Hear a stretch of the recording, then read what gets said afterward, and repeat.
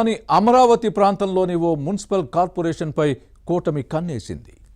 అవిశ్వాసంతో YCP మేయర్ను దించేందుకు పావులు కదుపుతోంది. అంతకుముందే standing కౌన్సిల్ను సొంతం చేసుకుని మేయర్ పీఠానికి లైన్ క్లియర్ చేసుకోవాలని కూడా చూస్తోంది. ఇంతకీ ఏదా మున్సిపల్ కార్పొరేషన్? ఫ్యాన్ పార్టీకి చెక్ పెట్టేందుకు కూటమి పార్టీలు చేస్తున్న ప్రయత్నాలేంటి? Watch this inside story.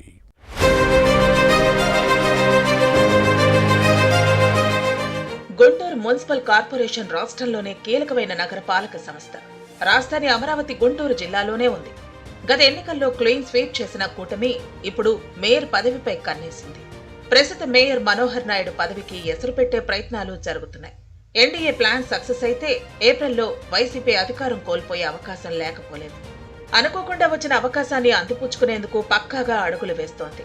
అనుకున్నది జరిగితే మార్చి తర్వాత కూటమి కార్పొరేటర్ మేయర్ స్థానంలో కూర్చునే అవకాశం ఉంది. ఇందుకోసం స్టాండింగ్ కమిటీ ఎన్నికలను అవకాశంగా వాడుకుంటోంది.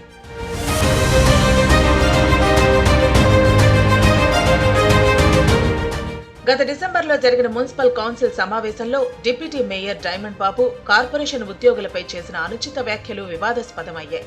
తమాషాగా ఉందా అంటూ వార్నింగ్ ఇవ్వటం రాజకీయ దుమారం రేపాయి. డైమండ్ బాబు తీరుకు నిరసనగా కమిషనర్ పులి శ్రీనివాసులతో పాటు మున్సిపల్ ఉద్యోగులు కౌన్సిల్ సమావేశాన్ని బహిష్కరించే వెళ్లిపోవడంతో మీటింగ్ను వాయిదా వేసిన విషయాన్ని గుర్తుపెట్టుకోవాలి. అయితే వైసీపీ కార్పొరేటర్లు కమిషనర్పై అవినీతి ఆరోపణల అస్త్రాలను సంధించారు. బుడమేరు వరద బాధితులకు అందించిన సాయంలో కోట్ల రూపాయల అవినీతి జరిగిందని ఆరోపిస్తూ కమిషనర్ను ఇరుకుని పెట్టేందుకు ప్రయత్నించారు. గత ఏడాది సెప్టెంబర్లో బుడమేరు వరదలకు విజయవాడలోని కొన్ని ప్రాంతాలు ముంపుకు గురయ్యాయి.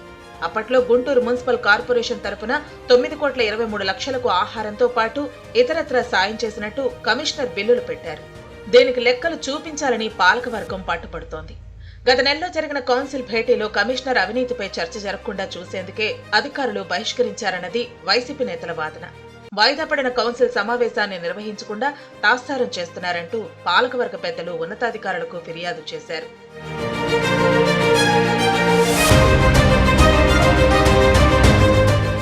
ఈ క్రమంలోనే కమిషనర్ తెలివిగా స్టాండింగ్ కమిటీ ఎన్నికలను తెరపైకి తీసుకొచ్చారు. ఈ నెల 16న నోటిఫికేషన్ ఇచ్చారు. ఫిబ్రవరి 3న ఎన్నిక జరుగుతుంది. ఈ అవకాశాన్ని కూటమి తమకు అనుకూలంగా మార్చుకునే పనిలో పడింది. మొత్తం 57 మంది కార్పొరేటర్లలో ఒకరు చనిపోవడంతో ఒక స్థానం ఖాళీగా ఉంది.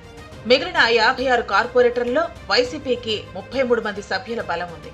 అటు కూటమికి 23 మంది సభ్యులున్నారు. అయితే సాధారణంగా స్టాండింగ్ కమిటీ ఎన్నికలు జరిగితే 6 స్థానాలను వైసీపీనే గెలుచుకుంటుంది. దీంతో అప్రమత్తమైన కూటమి నేతలు ఎలక్షన్పై దృష్టి పెట్టారు. వైసీపీ నుంచి కూటమి పార్టీల్లో చేరే కార్పొరేటర్ల జాబితా తయారు చేశారు. 10 మందిని తమ వైపు తిప్పుకుంటే 6 స్టాండింగ్ కమిటీల సభ్యులను గెలుచుకోవచ్చు. ఆ దిశగా కసరత్తు చేస్తున్న కూటమి ఇటీవల 3 కార్పొరేటర్లను టీడీపీలో చేర్చుకుంది. అయితే మరో 3 సైకిల్ ఎక్కితే అనుకున్న లక్ష్యాన్ని చేరుకుంటుంది.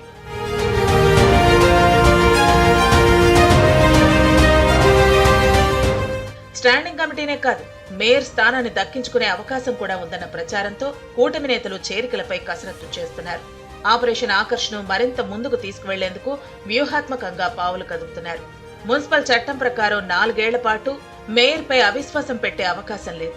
ఆ తర్వాత ఎప్పుడైనా ప్రతిపాదించొచ్చు.